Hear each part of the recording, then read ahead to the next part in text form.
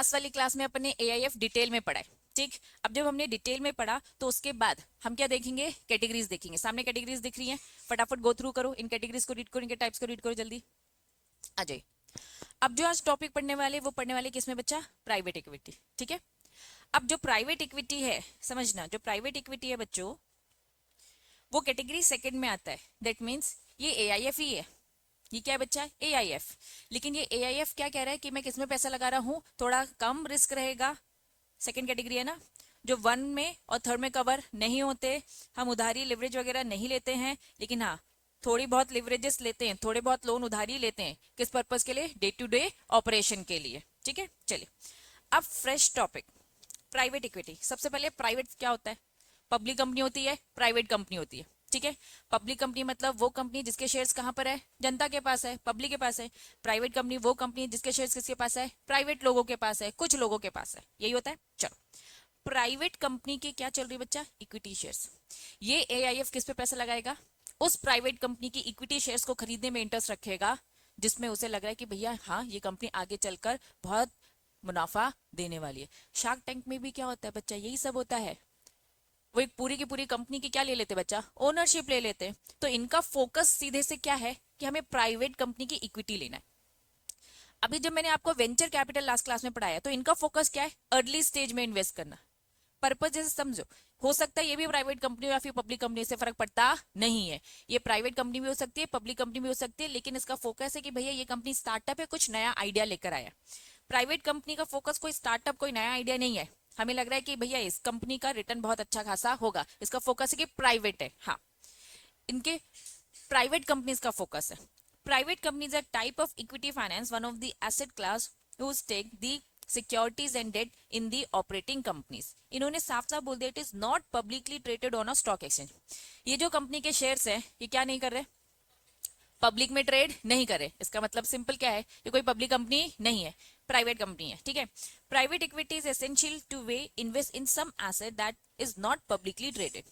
फिर से एक ही बात को दूसरे तरीके से बता रहे बच्चा, मॉड्यूल है, मॉड्यूल में ऐसा बहुत ज्यादा दिखेगा आपको, एक ही चीज को अलग अलग तरीके से बताएंगे। अभी तक मैंने जो 2-3 लाइन पढ़ी, अभी तक कंक्लूजन क्या निकला कि इनका मेन फोकस क्या है, ऐसी कंपनी में पैसा लगाना जो कि पब्लिकली ट्रेड नहीं हो रहे।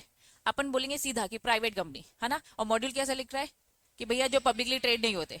आप भी तो ये लिख सकते हो ना, हम आंसर लिखते वक्त यही लिखे कि भैया ये प्राइवेट इक्विटी, ये एआईएफ क्या करता है, प्राइवेट इक्विटी पे इन्वेस्ट करता है जो कि पब्लिकली ट्रेड नहीं होते। पॉजिटिव नेगेटिव दोनों बता दो, कंटेंट अच्छा खासा मिल जाएगा, ठीक। चलिए नेक्स्ट, सेम बातें फिर यहाँ पे ये लिखा है, as a source of the investment capital private equity come from the. इन्होंने कहा कि भैया जो प्राइवेट इक्विटी है, जो ये पैसा है, ये आता कहां से, क्या लिखा है, हाई नेटवर्थ इंडिविजुअल। मतलब ये वो अमीर लोग हैं जो पैसा लगाना चाहेंगे, हमारे पास रखा पैसा है, हमें लग रहा है कि ये सही इन्वेस्टमेंट है, यहाँ पैसा लगाएंगे तो अच्छा मुनाफा होगा, तो हाई नेटवर्थ लोग इसमें पैसा लगाते हैं।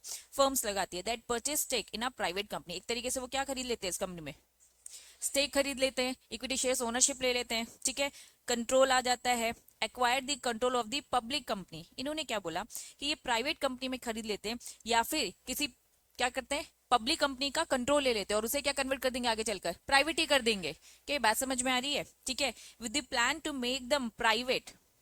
हमें लग रहा है कि भाई ये प्राइवेट कंपनी में बहुत दम है तो इसलिए शेयर्स खरीद ले, या फिर हमें लग रहा है कि ये पब्लिक कंपनी है लेकिन स्टॉक एक्सचेंज में लिस्ट नहीं है।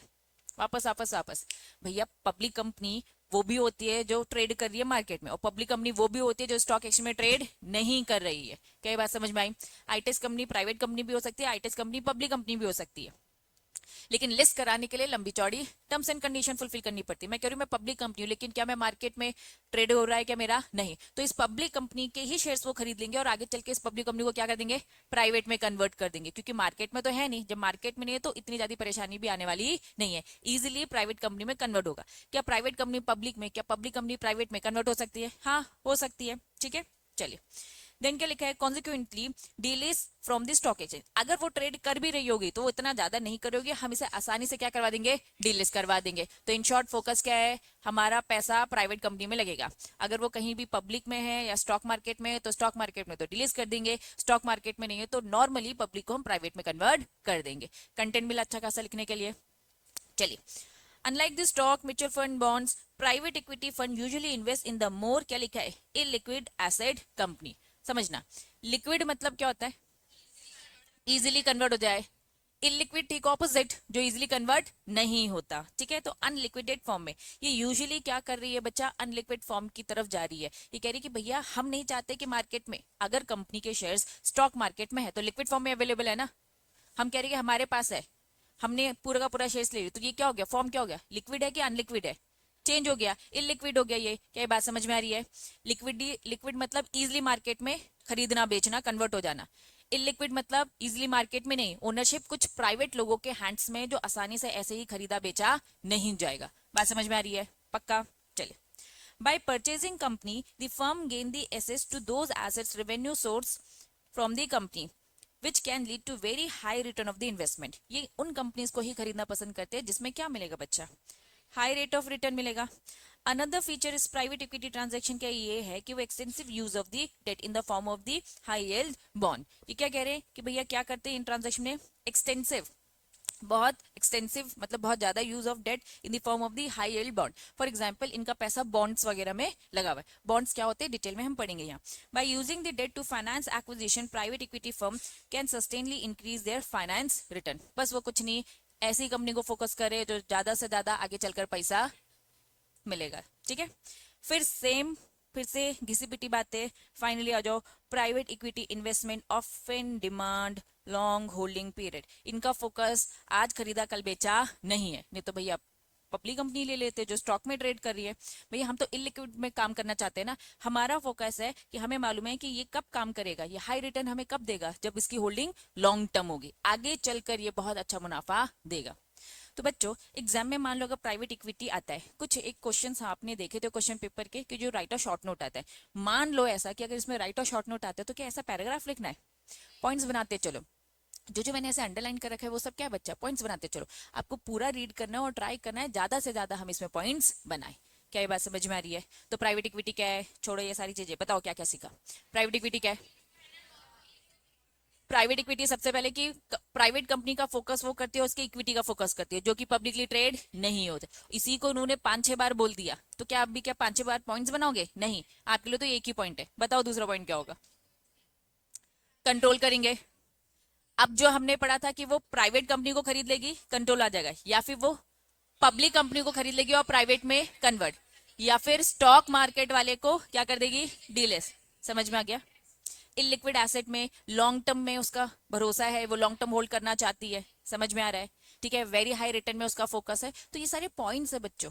देखो आज इस तरीके से पढ़ना है कि भैया एग्जाम में आएगा तो कैसे लिखना है, ठीक है, समझ में तो आ गया। अब दूसरा क्या है कंसेप्ट कि आपको क्या करना चाहिए, इस तरीके से रीड करो कि भैया मैं एग्जाम में लिख रही हूं या फिर लिख रहा हूं। क्या ये बात समझ में आ रही है? पक्का? चलिए, समझ में आ गया प्राइवेट इक्विटी? डन। आ जाओ।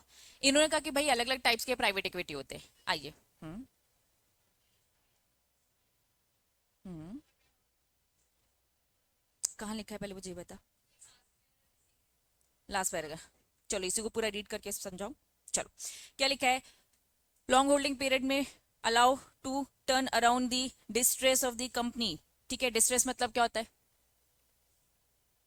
डिस्ट्रेस मतलब खराब, प्रेशर, बर्डन, ठीक है, या फिर लिक्विडिटी इवेंट सच आईपीओ हो गया, सेल टू पब्लिक कंपनी। यहाँ पे ये कह रहे हैं कि भैया हम लॉन्ग टर्म पीरियड में आते हैं जिसमें ये सारी चीजें दूर होती है। डिस्ट्रेस कंपनी जिसको फाइनेंस की जरूरत है उनको फाइनेंस मिल गया, ठीक है, जैसे लिक्विड इवेंट है आईपीओ, सेल, पब्लिक कंपनी, बेच के हमने क्या कर दिया, सामने वाली कंपनी पब्लिक कंपनी को बेच के हमने क्या कर दिया बच्चा, प्राइवेट में कन्वर्ट कर दिया। देखो सबका फोकस प्राइवेट है, तो ये कह रही कि जैसे ये डिस्ट्रेस कंपनी है, इनको पैसा मिल गया है, लिक्विड इवेंट है जैसे आईपीओ, इसको हम इलिक्विड में कन्वर्ट कर देंगे, हम पब्लिक कंपनी को बेच देंगे तो क्या हो जाएगी बच्चा, प्राइवेट कंपनी में कन्वर्ट। तो कुछ नहीं, वो बस सारे टर्म्स बता रहे हैं कि हम लॉन्ग टर्म इसे रखना चाहते हैं, तो ये सारे इवेंट्स अब नहीं होंगे। Generally the private company fund raise the money from the investor, like यहाँ पे कौन कौन से इन्वेस्टर्स बताएं बच्चा, एंजल इन्वेस्टर्स पढ़ेंगे, इंस्टीट्यूशन जो कि diversify investment portfolio. Diversify investment portfolio इस वर्ड से क्या समझ में आ रहा है, अलग अलग सिक्योरिटीज में पैसा लगाएंगे।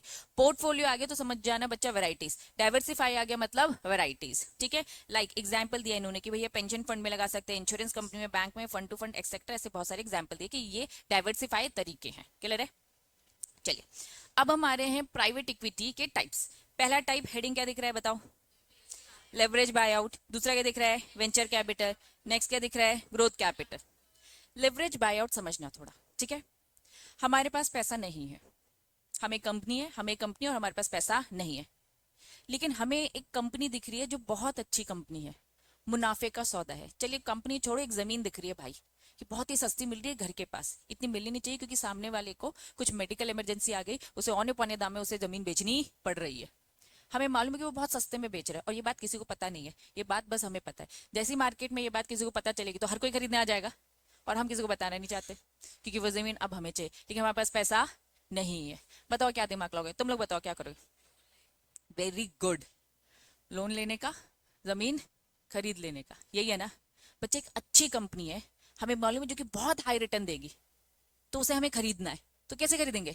लोन लेके खरीदेंगे। अगर अब मैं डायरेक्ट कंपनी बोलती तो नहीं समझ में आता, दिमाग के घोड़े थोड़ी ना चलते तब, लेकिन जब जमीन बोला तो दिमाग क्लिक किया। तो बच्चा यही है, मार्केट यही है।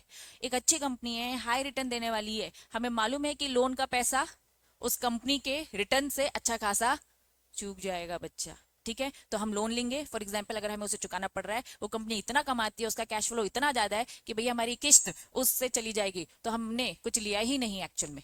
वो दिखावे के लिए दिख रहा है कि लोन है, वो दिखावे के लिए क्या दिख रहा है, लोन है, लेकिन वो कंपनी इतना अच्छा कमाती है कि महीने की किस्त वही चुका देगी और प्लस और रिटर्न भी हमें देकर जाएगी। बात समझ में आ गई क्या? चले, तो leverage bye out, leverage term से क्या समझ में आ रहा है? लोन। ठीक है, फिर क्या लिखा है बच्चा? Bye out. बाय आउट मतलब खरीद रहे, लोन लेकर अब हम खरीद रहे। हम प्राइवेट इक्विटी की बात करें, ये एक टाइप ऑफ एआईएफ है जिसका फुल फोकस होता है प्राइवेट कंपनी। अगर किसी एआईएफ को एक अच्छी प्राइवेट कंपनी दिख रही है तो वो क्या करेगा बच्चा? लोन लेकर उसे खरीद लेगा, और लोन लेकर जब इस कंपनी को खरीदेगा उसके कैश फ्लो से अपने लोन को चुकाएगा। आओ एक बार रीड करें। हाँ, कंपनी ये स्ट्रेटेजी फॉलो करती रहती है। ठीक है, this refer to a strategy making equity investment. ये क्या कर रही है? इक्विटी खरीद रही है ना, ओनरशिप मतलब क्या? इक्विटी। ठीक है, investment as per the transaction in which a company business unit या फिर बिजनेस एसेट खरीदा जा रहा है from the current share holder, typically with the use of financial leverage. हम कोई भी बिजनेस खरीद रहे, कोई भी एसेट खरीद रहे, लेकिन कैसे खरीद रहे? With the use of financial leverage. The company involved in this type of transaction that typically more mature, यहाँ पे उन्होंने क्या बोलते हैं, जो ये ट्रांजेक्शन होते हैं वो मोर मेच्योर होते हैं बच्चा। जनरेट करते हैं, क्या जनरेट करते हैं? अच्छा खासा ऑपरेटिंग कैश फ्लो। ऑपरेटिंग मतलब क्या? चलता फिरता डे टू डे इतना कैश फ्लो है, डेली बेसिस में इतना पैसा रिटर्न आ रहा है, इतना रिटर्न आ रहा है कि भैया हमें मंथली अपने पॉकेट से भी लोन का इंस्टॉलमेंट देने की जरूरत नहीं है, यही चुका देगी। इस कंपनी में इतना दम है। क्या प्राइवेट इक्विटी का पहला टाइप लिवरेज बाय आउट समझ में आया? मोर मेच्योर मतलब कि बहुत अच्छी कंपनी है, बहुत मतलब कि हर तरीके से परफेक्ट है वो। ठीक है, उनके फाइनेंशियल डिसीजन हो गए, उनके हर तरीके के बिजनेस आइडियाज हो गए, वो बहुत मैच्योर है। मैच्योर मतलब क्या? हर तरीके से परफेक्ट है। ठीक है, नेक्स्ट क्या लिखा है? Venture capital. Venture capital fund पड़ा है ऊपर। ऊपर हमने क्या पढ़ा था? Venture capital fund. ये इक्विटी का टाइप है, ये वेंचर कैपिटल है। ये क्या बोलता है? इट इज अ ब्रॉड सब कैटेगरी। इन्होंने कहा ये प्राइवेट इक्विटी की क्या है? सब कैटेगरी। हम पढ़ क्या रहे हैं? एआईएफ। एआईएफ की कितनी कैटेगरी पढ़ रहे हैं? 3 कैटेगरी हमने पढ़ी। अभी हम कौन सी कैटेगरी को फोकस करें? Second category. सेकंड कैटेगरी में हम अभी क्या पढ़ रहे हैं? Private equity. प्राइवेट इक्विटी के अंदर आता है वेंचर कैपिटल। समझ में आ रहा है? जबकि हमने इससे पहले पढ़ा सेकंड, फर्स्ट कैटेगरी में हमने क्या पढ़ा? Venture capital fund. Venture capital fund startup companies in सब में फोकस है। ये कह रहे कि भैया पहले क्या फोकस है इसका? Private company. अब प्राइवेट कंपनी में अगर कोई स्टार्टअप आ जाए, क्या ये बात समझ में आ रही है? यहाँ वेंचर कैपिटल फंड में कोई फोकस नहीं है कि ये प्राइवेट कंपनी है, पब्लिक कंपनी, कुछ भी। इसका फोकस क्या है बच्चा? स्टार्टिंग स्टेज है, इसका स्टार्टअप है, स्टार्टिंग स्टेज है। चाहे वो प्राइवेट कंपनी है चाहे वो पब्लिक कंपनी, कोई फर्क पड़ता नहीं है। ये प्राइवेट इक्विटी के अंदर की सब कैटेगरी है, तो इसका फोकस प्राइवेट कंपनी का स्टार्टअप होगा, प्राइवेट कंपनी का अर्ली स्टेज होगा। क्या डिफरेंस समझ में आ रहा है? कंफ्यूज तो नहीं हो रहे कि दीदी ये वेंचर कैपिटल फंड क्या है, अब ये वेंचर कैपिटल क्या है? दोनों में डिफरेंशिएट बस ये है कि ये प्राइवेट की बात करता है, ये सब की बात करता है। ठीक, ये इनोवेटिव आइडियाज, इसका फोकस इनोवेटिव, स्टार्टिंग स्टेज, ये सब है। आइए रीड करेंगे। हाँ हाँ, बिल्कुल है। अब तो नई नई जो टेक्नोलॉजीज जितनी भी आ रही है, सब ये एआई, ये सब क्या है? सब बच्चा स्टार्टर। लेकिन जब ये बहुत ज्यादा हो जाएगा, कॉमन हो गया, अब कुछ यूनिकनेस नहीं बची, तो ये भी अब नहीं बचेगा। फिर और कुछ नया आइडिया लेकर आओ, जो भी नया आइडिया वो स्टार्टअप में आ जाएगा। ठीक है, चलिए।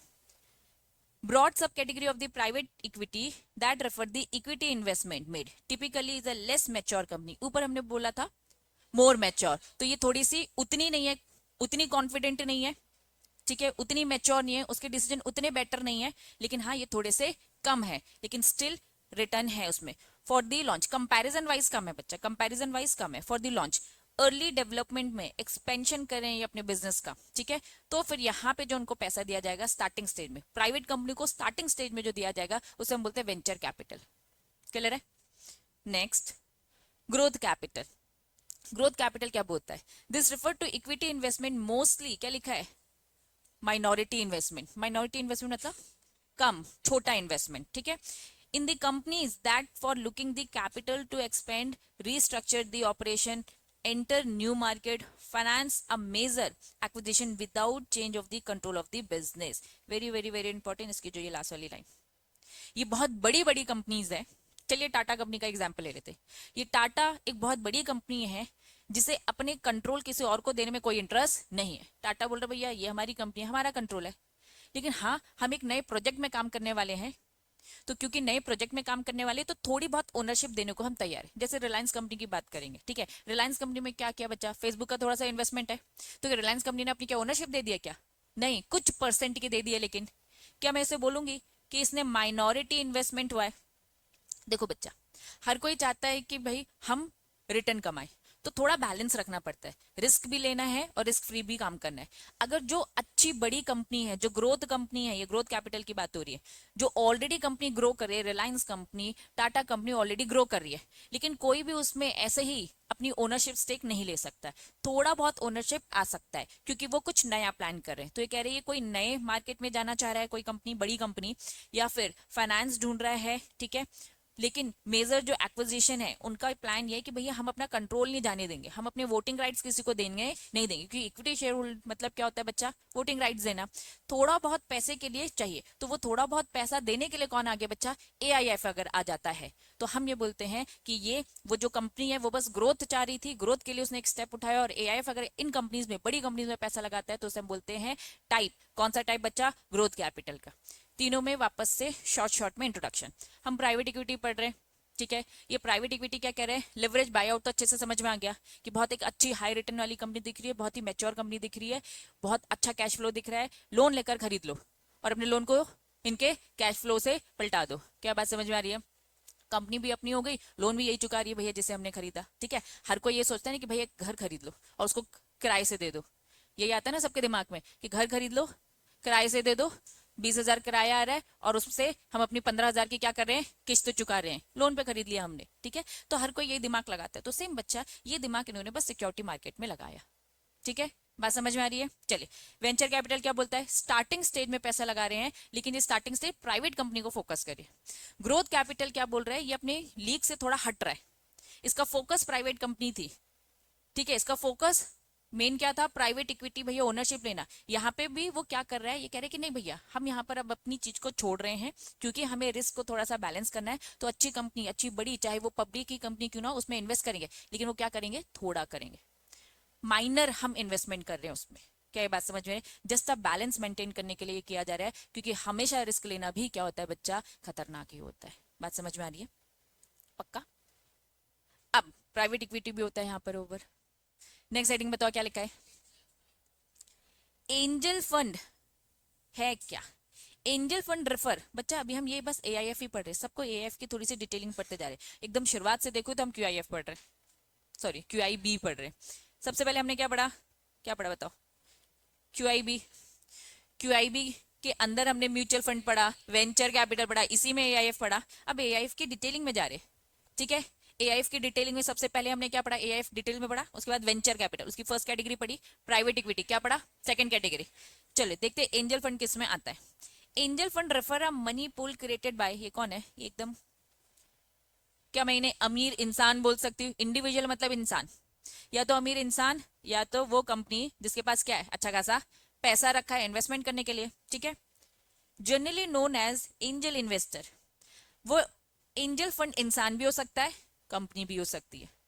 अब आ जाओ शार्क टैंक की बात करते हैं।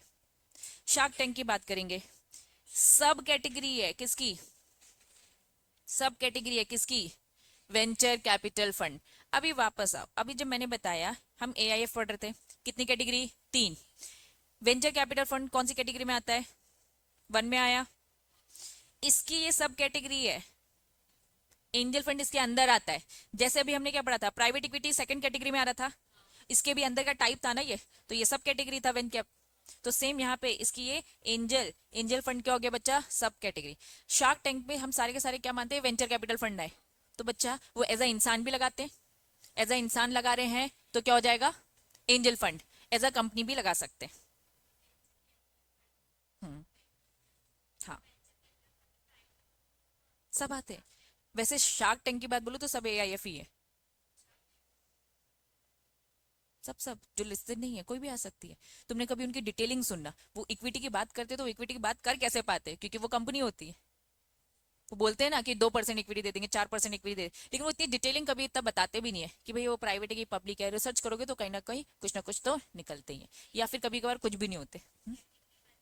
हाँ, हाँ, फंड है वो, वेंचर कैपिटल फंड ही है वो। तूने कल की क्लास अटेंड करी थी क्या? हाँ, लेकिन बस यहाँ अटेंड करने में और ऑनलाइन में थोड़ा सा डिफरेंस रहता है, ठीक है। रुक जा, रुक जा। तो वो डाउट पूछ रही है जो तूने मुझसे अभी पढ़ा भी नहीं है, मैं ये मानूंगी, ठीक है। ये क्या है, बुक बार बार, है ना, ये एफ है, ये एफ है, लिख दे यहाँ। नहीं, ये प्राइवेट के लिए तो यहाँ बताया ना, अभी मैंने प्राइवेट इक्विटी को लेकर बताया।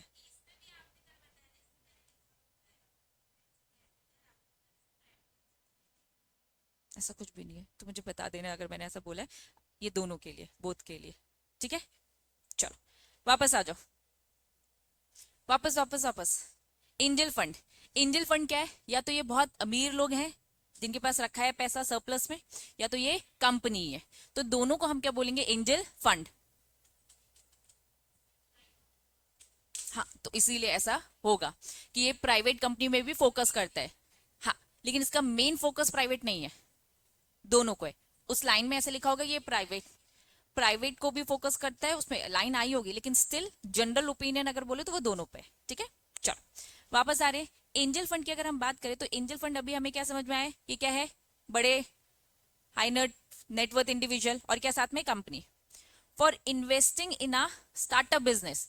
अब स्टार्टअप बिजनेस क्या है, venture capital fund, venture capital fund की ही सब कैटेगरी है। देखो कैटेगरी वेंचर ही है, मतलब ये स्टार्टअप में लगाएंगे, इसी के अंदर आते हैं ये सब। मतलब वेंचर कैपिटल फंड के ही ये क्या है, टाइप्स मैं इनको बोल सकती हूँ, समझ में आ रहा है। तो ये टाइप्स है, जैसे भी प्राइवेट इक्विटी के टाइप्स पड़े, ऐसे ही इसके भी टाइप्स है वेंचर कैपिटल के, ठीक है। एंजल फंड इज डिफाइंड दी सेबी, सेबी ने पूरी डेफिनेशन उसकी दे रखी है और साफ बोल रखा है, ये एक तरीके से क्या है, ये वेंचर कैपिटल फंड ही है, उन्हीं के ही क्या है, सब कैटेगरी। सब कैटेगरी बोलो या फिर टाइप्स बोलो, एक ही बात है। अंडर द कैटेगरी 1 जो अभी हमने पढ़ा, ये फंड रेस करते हैं from the angel investor and investor in according with the regulation. SEBI ने जो रूल्स रेगुलेशन दे रखे हैं उनको ध्यान पे रख कर किया जाता है। यहां तक चीज क्लियर है, कंटिन्यू। जो ये एंजल इन्वेस्टर है, एंजल्स है, ऑल्सो नोन एज, इन्हें क्या बोला जाता है, बिजनेस एंजल भी बोला जाता है, क्योंकि बिजनेस को फाइनेंस देते हैं बच्चा। इनफॉर्मल इन्वेस्टर्स होते हैं ये एक तरीके से, ये फॉर्मल नहीं है, ये इनफॉर्मल इन्वेस्टर्स कहलाते हैं, क्योंकि यहाँ पे उन्होंने बोला कि पैसा चाहिए, हमने पैसा दे दिया, तो ऐसे बहुत ज्यादा नहीं, देखो कंपनी रूल्स रेगुलेशन फॉलो करेगी, ठीक है, तो इन्हें इनफॉर्मल इन्वेस्टर्स भी बोल सकते हैं। एंजल फंडर भी बोल सकते, कुछ नहीं, अलग अलग नाम है। फिर क्या लिखा है, प्राइवेट इन्वेस्टर, या फिर क्या बोला है, सीड इन्वेस्टर। देखो सीड इन्वेस्टर तो समझ में आ रहा है, सीड मतलब क्या, स्टार्टिंग स्टेज में देने वाला, ठीक है। इट इज एफिलेंट इंडिविजुअल, ये इंसान होते हैं, हु प्रोवाइड द कैपिटल, लेकिन क्या बस इंसान होते हैं, ऊपर उन्होंने क्लियर कर दिया, इंसान भी हो सकते हैं और कंपनी का फॉर्म भी बना सकते हैं ये, ठीक है। Capital for the business starter usually in exchange for the convertible debt, बदले में या तो वो क्या करते हैं बच्चा, कन्वर्टेबल डेट मतलब डिबेंचर्स की भी बात हो रही है, या फिर क्या लिखा है, ओनरशिप इक्विटी। अब उनकी मर्जी, या तो वो एज अ डिबेंचर फॉर्म में दे, या तो वो एज अ इक्विटी फॉर्म में दे। A small but an increasing number of the angel investor invest online through the, क्या लिखा है, equity crowd funding. Crowd funding समझते हैं, क्राउड फंडिंग क्या होता है, वेरी गुड। आज की डेट में जैसे तुम लोग देख रहे होगे, ठीक है, फॉर एग्जांपल तुम लोगों ने अभी हमारा स्टेटस भी देखा होगा, रॉकी सर का, अभिषेक सर का, मेरा स्टेटस देखा होगा कि एक बंदा था जिसकी, है ना, सॉरी, हाँ उनकी डेथ हो गई है, लेकिन स्टेटस में जो देखा होगा, है ना। हाँ, तो ये आजकल सिस्टम चले, सिस्टम समझाना चाह रही हूँ एक्चुअल में। सिस्टम्स चले हैं कि क्या होता है कि हमने जैसे फॉर एग्जांपल स्टेटस में लगा दिया तो उसमें लिंक में जाके आप क्या करते हो बच्चा, पेमेंट करते हो, डोनेट करते हो। तो डोनेशन काइंड ऑफ होता है ये। इसमें क्या होता है, हम पूरी क्राउड से क्या मांग रहे हैं, फंड। राम मंदिर, ठीक है, हाँ, लेकिन फेक लिंक भी बहुत आई है उनकी, है ना, तो थोड़ा संभल कर। ठीक, तो क्राउड फंडिंग एक तरीके से क्या है, क्राउड फंडिंग एक तरीके की फंडिंग है जो किससे मांगा जा रहा है, पूरे क्राउड से। सबने अगर एक एक रुपए भी दिया तो भैया हमारे देश में जनसंख्या कितनी है, 150 बोल सकते हैं, अप्रोक्स 150 करोड़। तो सोचो ना कितना पैसा है अगर 1 रुपए भी दे रहे हैं, ठीक है।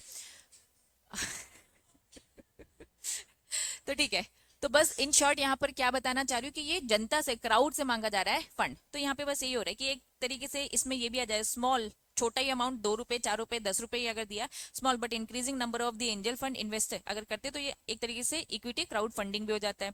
या फिर organize themselves into angel group बना लिया, नेटवर्क्स बना लिया। तो बस यहाँ पे अलग अलग तरीके से बता रहे हैं कि ये होता क्या है, कुछ नहीं, स्टार्टिंग स्टेज में पैसा देने वाला, सीड फंड प्रोवाइड करने वाला, जो हमारा वेंचर कैपिटल है ये इसी का ही टाइप है, जिसे इन्होंने क्या बोल दिया, एंजल। एंजल मतलब क्या होता है बच्चों, परी, है ना, परा की परी। जो बेशपूरी करता है ना, आपकी कंपनी को स्टार्टिंग स्टेज में पैसा देता है। ठीक, एंजल इन्वेस्टमेंट टिपिकली ये है, अर्लीस्ट इक्विटी इन्वेस्टमेंट प्रोवाइड करता है। ठीक है, इसका फोकस क्या है, स्टार्टअप ही, क्योंकि वेंचर कैपिटल का फोकस क्या था, स्टार्टअप था। ठीक है, नेक्स्ट क्या लिखा है, पूरी चीजें रीड करना। Effective angel help the entrepreneurs, entrepreneur वो जो आइडिया लेके आए, जिसके आइडिया में बहुत दम है, ठीक है। तो shape the business model, create the business plan, connect resources, but without stepping into controlling and operating growth. ये कह रहा है भैया मेरा काम है बस पैसा देने का, मैं daily daily day to day decisions में नहीं घुसना चाहता, मुझे आपके प्लान में, मुझे आप एंटरप्रेन्योर में भरोसा है, आप पैसा जहां इन्वेस्ट करोगे सही ही करोगे, मेरा काम बस पैसा देने का है, रिटर्न आएगा सूद समय टाइम से दे देना, डिसीजंस खुद लेते रहो। बात समझ में आ रही है, चलिए कंटिन्यू, क्या बोलता है, often angels are entrepreneurs who have successfully build companies और have spend a part of their career in the, क्या लिखा है, फॉर एग्जाम्पल अभी जितने भी मैं शार्क टैंक की अगर मैं बात करूं बच्चों, वो लोग अपना नॉलेज भी देते हैं पैसे के अलावा। देखो दो बातें बोली, या तो क्या कहेंगे तुम पे भरोसा कर लो जो करना है, पैसे ले लो रिटर्न आ जाएगा मुझे भरोसा है, या फिर वो क्या कह रहे हैं कि हाँ आपका प्लान बहुत अच्छा है लेकिन तुम्हें मेरी गाइडेंस की भी जरूरत है, तो एक काम करूंगा मैं, अपना एक्सपीरियंस, अपना गाइडेंस, अपना नॉलेज आपको शेयर करूंगा ताकि आपकी कंपनी यहाँ से यहाँ पहुंचे, मैं अपने नेटवर्क्स दूंगा, मैं अपने पैसे दूंगा। बच्चा यही सब होते हैं वहां जो बैठे जितने भी शार्क टैंक के भी जो लोग हैं वो क्या करते हैं बच्चा, अपना आइडिया, अपने एक्सपीरियंस ये भी तो एड ऑन करते हैं ताकि वो कंपनी और बूस्ट करे। तो यहाँ पे बस उन्होंने बताया कि वो लोग क्या क्या क्या क्या क्या क्या काम करते हैं। हम्म, हाँ, या फिर और कि भाई पैसा बस दे दो, या फिर और क्या कर दो, गाइडेंस दे दो। क्या ये बात समझ में आ रही है, बहुत वर्सटाइल काम करते हैं, बस दो तरीके नहीं है, बहुत सारे तरीके, ये सब काम करते हैं इन शॉर्ट। जैसा पैटर्न ये डिपेंड आपका और हमारा कैसा क्या अग्रीमेंट हुआ है। अगर तुम नोटिस करोगे वो बहुत डिटेलिंग शार्क टैंक में इतनी दिखती भी नहीं है, क्यों नहीं दिखती है, क्योंकि वो फिर उनके आपस के अग्रीमेंट होते हैं ना, वो बस बोलते हैं 2% स्टेक, 4% इक्विटी, बस यही बोलते हैं। फिर आगे जब अग्रीमेंट होगी तो टर्म्स एंड कंडीशन डिसाइड होंगे और पूरी पूरी डिटेलिंग होगी जो बैठ के करेंगे वो, इतना ही बस काम नहीं होता है, काम बहुत डिटेलिंग है। हाँ वो तो ऑब्वियसली आप टीवी में दिखा रहे हैं तो फिर वो शूटिंग फिर अलग ही होगी, ठीक है। बताओ यहाँ तक चीजें क्लियर है, वापस, हाँ सब एआईएफ ही तो है, क्या है हम पढ़ क्या रहे हैं, एआईएफ है क्या, आप मुझे बताओ। ये पैसा इकट्ठा करके कहीं ना कहीं लगा रहे हैं, बस ये आपको बता रहे हैं ना कहाँ कहाँ लगा रहे हैं। कैटेगरी 1 बोल रही है कहाँ लगा रहे हैं हम, स्टार्टिंग स्टेज बोल दूं, जो कि रिस्क ले रहे हैं हाई। थर्ड बोलता है भैया हमारी स्ट्रेटेजी बहुत कॉम्प्लेक्स है, नॉर्मली किसी के समझ में नहीं आने वाली, ठीक है, तो ये बोल रहा है भैया हाईएस्ट रिस्क है हमारे पास तो। और सेकंड क्या बोल रहा है भैया हम एकदम सेफ है, इन दोनों के कंपैरिजन थोड़ा लेस रिस्क लेंगे और लोन वगैरह लेंगे नहीं, जनरली लोन नहीं लेते लेकिन हाँ एक आध जगह पे हम लेते हैं, डे टू डे ऑपरेशन में अगर हमें कोई दिक्कत होती है तो हम ले लेंगे और रिटर्न भी आसानी से कर देंगे, इसीलिए वो ऐसा रिस्क नहीं ले रहे, तो रिस्क कम ही है, ठीक है। अब इन्होंने बोला कि भैया हाँ स्टार्टिंग स्टेज में होता है तो इनके टाइप्स है, टाइप्स क्या क्या पढ़े हमने, वेंचर कैपिटल फर्म डिटेल में पढ़ लिया। फिर हमने क्या पढ़ा, प्राइवेट इक्विटी वो किस कैटेगरी में आता है। फिर उसके बाद हमने क्या पढ़ा, एंजल फंड किस में आ रहा है, एंजल इसमें आ जा रहा है। फिर हमने क्या पढ़ा, फिर अंदर के टाइप्स पढ़े, तो इन्होंने हर किसी को समझा ही नहीं है, बस आपका ब्रेन डेवलप करने का ट्राई किया है कि भैया ऐसे बहुत सारे टाइप्स होते हैं, आगे चल के जो हम देखेंगे तो एआईएफ क्या है और क्या नहीं है। जब हमने एआईएफ पढ़ा था तो हमने उसका एक फ्लो चार्ट देखा था। एआईएफ क्या है, अब फिर से मैं आपको बता रही हूँ। एआईएफ एक तरीके से एक बॉडी है, वो अपने आप को ट्रस्ट का रूप दे सकती है, कंपनी का दे सकती है, बॉडी कॉर्पोरेट का दे सकती है और एलएलपी का दे सकती है। ये एक तरीके से पूरा जो इन्वेस्टमेंट है प्राइवेटली, मतलब यहाँ पे आप प्राइवेट कंपनी में मत आना, प्राइवेटली मतलब अपना खुद का पैसा आपस में जो इकट्ठा किया हुआ है, प्राइवेटली पूल मतलब इकट्ठा, प्राइवेटली मतलब आपस का पैसा, पूल मतलब इकट्ठा करना और इन्वेस्ट करना, ठीक है। लेकिन जो ये पैसा है ये प्राइवेटली कौन कर रहा है, इंडिया का कोई भी इन्वेस्टर हो सकता है, बाहर से भी ये पैसा इकट्ठा किया जा सकता है। ये इन्वेस्टमेंट किया जाता है किसमें, प्री डिफाइंड इन्वेस्टमेंट पॉलिसी, पहले से ही डिफाइंड होता है कहाँ पैसा लगेगा। और इसमें म्यूचुअल फंड ये नहीं है, ये बताना चाह रहे, म्यूचुअल फंड नहीं है, कलेक्टिव इन्वेस्टमेंट स्कीम नहीं है, अदर भी नहीं है। अब अदर की इन्होंने लंबी चौड़ी आपके सामने लिस्ट प्रोवाइड करी। अदर से मतलब ये family trust, ESOP trust, employ welfare trust, holding company, special purpose vehicle, SARFAESI act और इसके जैसा एनी अदर पुल, ये सब नहीं है। एआईएफ आपस में इकट्ठा किया हुआ पैसा है जो सेबी के रेगुलेशन को फॉलो करेगा, जो रेगुलेशन यहाँ दे रखे हैं, ठीक है। नाम दे रखा है, डिटेलिंग नहीं दे रखी है, ठीक है। तो जो नाम दे रखा है उसमें जितनी बातें वो टर्म्स एंड कंडीशन फुलफिल करना, तब जाके आप इन वैरायटीज इन कैटेगरीज में पैसा लगा सकते हो, जो हमने यहाँ पर पढ़ा। क्लियर है बच्चा? किस में आ रहे पता मुझे? नहीं आने वाला, नहीं आएगा, नहीं आएगा, लेकिन मैं कह रही हूँ चलो आ गया, चलो डिफरेंस बिटवीन बनाए, दोनों ए आई एफ ऐसा लिखोगे, डिफरेंस बिटवीन बताना है ना, तो क्या सिमिलैरिटीज बताओगे, बताओ क्या डिफरेंस है। ये स्टार्टिंग स्टेज में लगाता है वेंचर, और प्राइवेट इक्विटी क्या बोल रहा है, मेरा फोकस प्राइवेट है। तुम क्या बोलोगे कि ये प्राइवेट भी बोलता है पब्लिक भी बोलता है, दोनों। ये बोल रहा है भैया मैं तो पूरे से किस में घुसा हूँ, प्राइवेट में ही घुसा हूँ। ये एक तो डिफरेंस मिल गया आपको, ठीक है। ये बोल रहा है अगर मैंने पब्लिक ले भी लिया तो मैं इसे कन्वर्ट कर लूंगा, ये बोलता है हम ऐसा कुछ भी नहीं करते। देखो, जो कुछ भी प्राइवेट में होता है वो लिख दो और इसमें बोल दो ऐसा कुछ भी यहाँ नहीं होता, जो कुछ भी वेंचर में होता है लिख दो और बोल दो ऐसा इसमें कुछ भी नहीं होता, नॉट एप्लीकेबल। समझ में आए? जरूरी नहीं है एक ही क्राइटेरिया में दोनों को कंपेयर करो, मिलता है तो बढ़िया, नहीं मिलता है तो नॉट एप्लीकेबल करके बाजू में पॉइंट्स बढ़ा सकते। बात समझ में आई? केस स्टडी है ही नहीं यहाँ पर, मत टेंशन, इसमें केस स्टडी नहीं आएगा, आगे आएंगे। अब आ जाओ, नया concept, very very very important, पूरे सिक्योरिटी लॉ में बार बार आएगा। हेडिंग क्या लिखा है बताओ, याद रखना है ये नाम। एंकर इन्वेस्टर बड़े इन्वेस्टर्स होते हैं, पहली लाइन रीड करो क्या लिखा है, क्वालिफाइड इंस्टीट्यूशनल बायर होता है। तो भैया क्वालिफाइड इंस्टीट्यूशनल बायर, एक्चुअल में हम क्वालिफाइड इंस्टीट्यूशनल बायर ही पढ़े, एआईएफ तो इसी का टाइप था ना। तो एआईएफ क्या है, qualified institutional buyer. Anchor investor क्या है, क्वालिफाइड इंस्टीट्यूशनल बायर। समझते हो क्या हो क्वालिफाइड इंस्टीट्यूशनल बायर से? बड़े प्लेयर से होते, बड़ा पैसा लगाते, लेकिन ये इंसान नहीं है, ये क्या है, एक इंस्टीट्यूट है। क्वालिफाइड इंस्टीट्यूशनल बायर, सबसे पहले एक इंस्टीट्यूट होना चाहिए, क्योंकि ये मार्केट में शेयर्स खरीदने आ रहे हैं, तो ये सेबी के पास अपने आप को रजिस्टर करवाएंगे तो क्वालिफाइड हो जाएंगे। तो पूरी लिस्ट, वो सारे लोग जो हमने 13 पॉइंट्स पढ़े, इन्होंने सेबी के पास अपने आप को रजिस्टर करवाया, इसलिए ये क्वालिफाइड है मार्केट में शेयर्स बाय करने के लिए। बात समझ में आई? ये एक इंस्टीट्यूशन है। तो एंकर इन्वेस्टर, इससे क्या समझ में आ रहा है, क्या इंसान है कि इंस्टीट्यूट है? ये एक इंस्टीट्यूट होगा, ठीक है। Applicable for the value of, अब समझो, हमने कहा ये बड़े बायर्स होते हैं, इनकी मिनिमम एप्लीकेशन कितनी होगी, 10 करोड़ की। बात समझ में आ रही है? मिनिमम एप्लीकेशन क्या होगी, 10 करोड़ की। याद करो जब मैंने स्टार्ट किया था, मैंने आपको बताया था इन्वेस्टर कितने टाइप के होते हैं। Very good. इन्वेस्टर कितने टाइप के होते हैं, 3 टाइप। पहला RII, दूसरा NII, तीसरा RII का फुल फॉर्म, अरे फुल फॉर्म बता यार, रिटेल इंडिविजुअल इन्वेस्टर, ये इंसान है, इंस्टीट्यूट नहीं है। Non institutional investor, non institution मतलब इंसान ही है, इंसान ही है। क्वालिफाइड इंस्टीट्यूशनल बायर, ये एक इंस्टीट्यूट है ना, समझ में आ रहा होगा मेरे ख्याल से तुम लोग का, है ना, मैंने एक बिल्डिंग बना दी, ठीक है। चलो, ये बोलते हैं भैया हमारा जो पैसे का जो इन्वेस्टमेंट है ना बहुत ज्यादा नहीं है, हम रिटेल में काम करते हैं, मतलब हम छोटे हैं, तो मैक्सिमम मैक्सिमम पैसा हमारा 2 लाख का है। तो क्या अगर मैंने उसको मैक्सिमम एप्लीकेशन बोल दी तो कोई दिक्कत? अब आपको मालूम है कि हाँ दीदी मैक्सिमम पैसा लगाना है तो आप इन्वेस्टमेंट बोल दोगे, ठीक है, ट्राई करना एप्लीकेशन वर्ड यूज करो। क्यों एप्लीकेशन? क्योंकि मैं ऑफर लेटर दूंगी, आप एप्लीकेशन दोगे, हमें 2 लाख तक के शेयर्स चाहिए, तो आप एप्लीकेशन देते हो, इसलिए बुक की लैंग्वेज जब देखोगे तो उसमें लिखा होता है 2 लाख तक की एप्लीकेशन। बात समझ में आ रही? चले फिर NII क्या बोलते हैं? ये बोल रहा है भैया 2 लाख से ज्यादा। कितना ज्यादा? कोई लिमिट नहीं, जितना लगाने लगाओ, इंसान ही हो, लगाओ भाई जितना लगाना है। ये बोल रहा है भैया ये तो इंस्टीट्यूशन है, अब ये करोड़े वाले लोग हैं, सबके लिए अलग अलग लिमिट है। अब इसके अंदर का टाइप हम पढ़ रहे, दैट वाज एंकर इन्वेस्टर, ठीक है, anchor investors.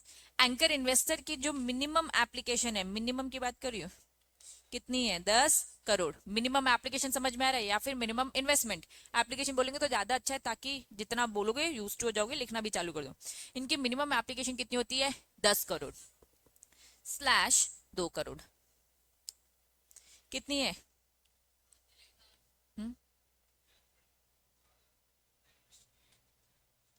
Angel fund venture capital का ही पार्ट है, उनकी कोई लिमिट नहीं है, एंकर की लिमिट है। हाँ, अगर मैं कह रही हूँ कि इसने 9 करोड़ कर दिया, इसने अगर क्या कर दिया? 9 करोड़ कर दिया, तो ये एंकर नहीं है, फिर एंजल है वो। क्या ये बात समझ में आ रही है? तो कोई एंजल की कोई लिमिट नहीं है, एंजल कोई भी हो सकता है, एंकर की लिमिट है। एंकर वही होगा जो मिनिमम इतना पैसा लगाएगा। एक तरफ 10 करोड़ लिखा है, एक तरफ 2 करोड़ लिखा है, समझा रही हूँ, अच्छे से समझेंगे। एक आप पूरा सिक्योरिटी लॉ पढ़ोगे तो आपको मिलेगा मेन बोर्ड, ये टर्म्स मिलेंगे, एक मिलेगा मेन बोर्ड और एक मिलेगा SME बोर्ड या फिर SME, ठीक है। SME का फुल फॉर्म क्या होगा? Small and medium enterprises. समझ में आ रहा है? मेन बोर्ड, क्या बॉम्बे स्टॉक एक्सचेंज का नाम सुना है? नेशनल स्टॉक एक्सचेंज का, बॉम्बे स्टॉक एक्सचेंज, और क्या सुना है? नेशनल स्टॉक, ये सारे नाम सुने ना। Bombay stock exchange, national stock exchange, यहां बार बार नहीं बोला जाता, यहां लिखा होगा मेन बोर्ड। बात समझ में आ रही है? पक्का पक्का? बॉम्बे नेशनल स्टॉक एक्सचेंज नहीं लिखा होगा, रादर क्या लिखा होगा? मेन बोर्ड है, ठीक है, तो समझ में आ जाएगा।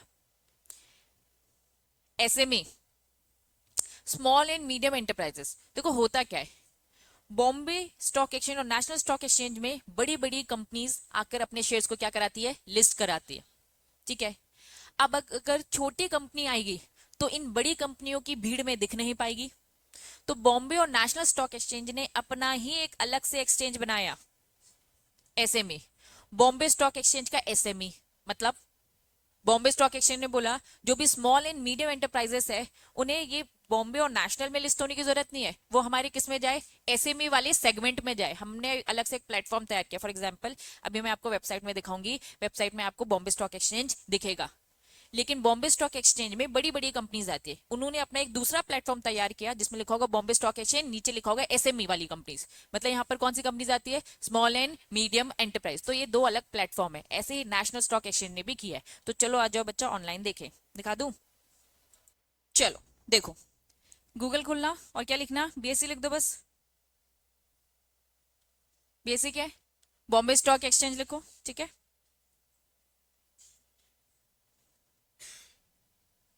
दिख रहा है बच्चा? BSE दिख रहा है? BSE दिख रहा है, बॉम्बे स्टॉक एक्सचेंज। इन्हीं का एक दूसरा प्लेटफॉर्म है, इन्हीं का ही क्या एक दूसरा प्लेटफॉर्म है, क्या बताया मैंने?